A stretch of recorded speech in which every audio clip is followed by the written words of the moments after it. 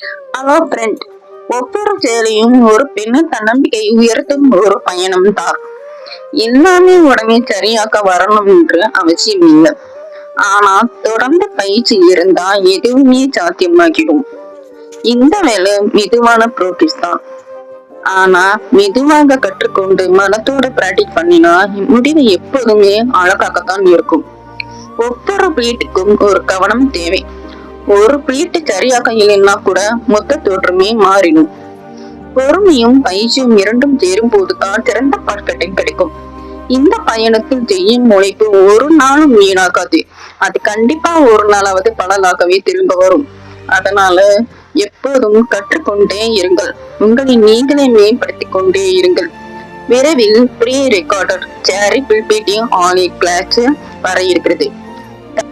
விருப்பமுள்ளவர்களுக்கு விரைவில் பகிரப்படும்.